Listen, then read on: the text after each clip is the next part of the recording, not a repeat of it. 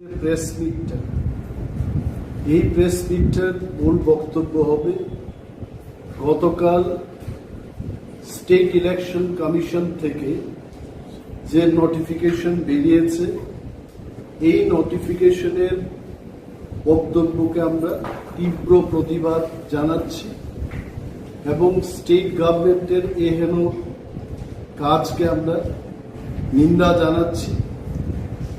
রাজ্যের মানুষ জানেন যে ত্রিপুরা রাজ্যে 587টা ভিলেজ কমিটি আছে এবং এই ভিলেজ কমিটির ইলেকশন গত বছর অর্থাৎ 2021 7 তারিখ মার্চ থেকেই পেন্ডিং হয়ে পড়ে আছে এবং গত প্রায় 1.5 বছর ধরে এই ইলেকশন কবে হবে এডিসি এলাকার জনগণ সে অপেক্ষায় ছিলেন।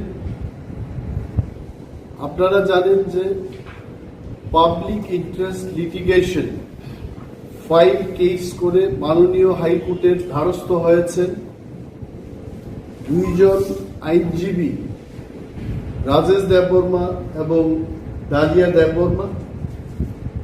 তার পরিপ্রেক্ষিতে মাননীয় হাইকোর্ট রায় দিয়েছেন যে নভেম্বর 1st উইকের মধ্যেই ভিলেজ কমিটির ইলেকশন যেন সম্পন্ন হয়। হচ্ছে আমরা জানি যে ত্রিপুরা রাজ্যের যে সরকার শুধু এই ইলেকশন দিয়েই নয় এডিসি কে পঙ্গু করার চেষ্টা করা হচ্ছে।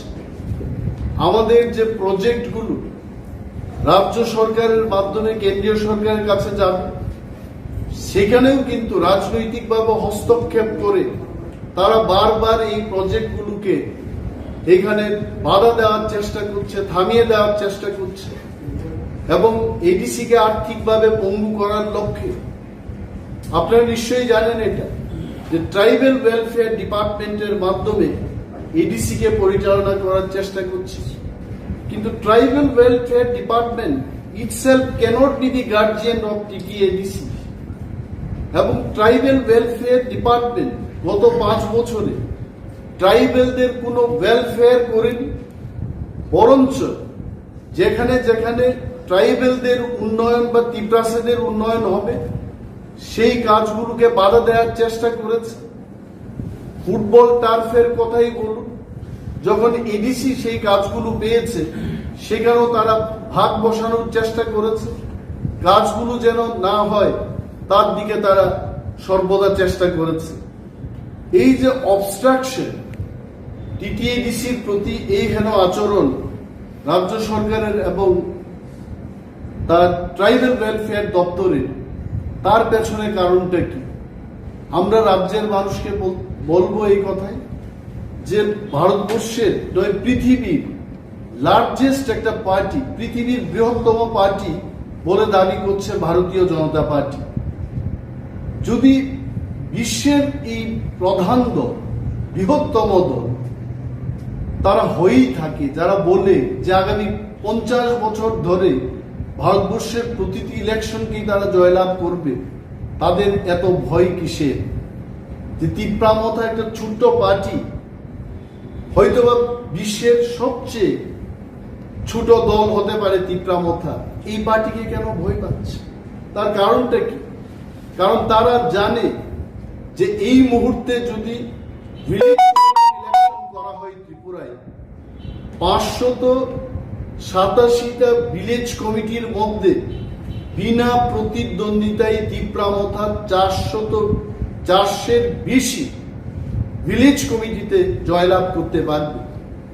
এই পরাজয় থেকে যেন তারা নিজেকে বাঁচিয়ে রাখতে পারে তার লক্ষ্যেই কিন্তু এই ইলেকশনটা করছেন। মাধ্যমে রুল ডিসপ্লেস ফ্যামিলি 21,700 সাম ভোটার্স অর্থাৎ 22,000 কাছাকাছি ভোটারদের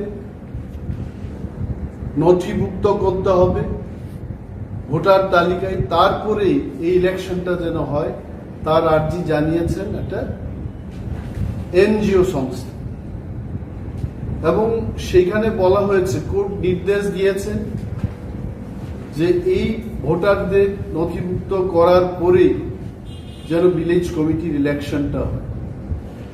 কিন্তু গতকাল ইলেকশন কমিশন থেকে, স্টেট ইলেকশন কমিশন থেকে যে নোটিফিকেশন বেরিয়েছে সেখানে পরিষ্কারভাবে ওনারা বলেছেন যে এই বছরের 5 তারিখ জানুয়ারি ভারতের নির্বাচন কমিশন এবং ত্রিপুরার নির্বাচন কমিশন মিলে ফাইনাল একটা ভোটার তালিকা প্রকাশ করেছেন। তারপর দ্বিতীয়বার যখন সেটা প্রকাশিত হবে, এটা 5 তারিখ জানুয়ারি 2023-এর পরেই সেটা সম্ভব হবে। অর্থাৎ এই ব্রুট ডিসপ্লেস ফ্যামিলিদের ভোটার তালিকায় আর অন্তর্ভুক্ত করা যাবে না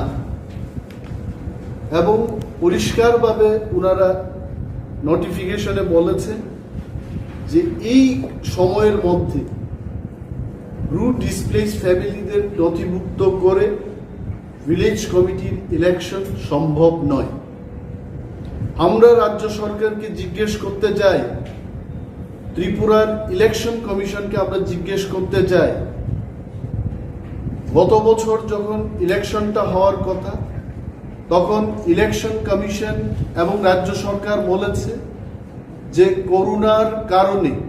করোনা ভাইরাসের কারণে এই ভিলেজ কমিটির ইলেকশন করা যাবে না। তবে এই রাজ্যে আমরা দেখেছি যে করোনা ভাইরাসের প্রাক্কালেও আমাদের কাছে তথ্য আছে যে 13টা মিউনিসিপাল কাউন্সিলের ইলেকশন করেছে, 6টা নগর পঞ্চায়েতের ইলেকশন হয়ে গেছে।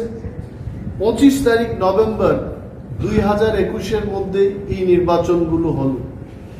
কিন্তু যখনই আমাদের টিপরা এলাকার ইলেকশন হবে তখন অনেকগুলো অজুহাত দেখিয়ে রাজ্য সরকার এবং ইলেকশন কমিশন চেষ্টা করছে যে এই ইলেকশনগুলো যেন না হয়। থেকে বাঁচতে পারে, আপনি অন্য আরেকটা ইলেকশন থেকে নিজেকে বাঁচাতে পারেন, কিন্তু বিধানসভাতে আপনার কি অবস্থা হবে? আপনি বিধানসভা থেকে বাঁচতে পারবেন?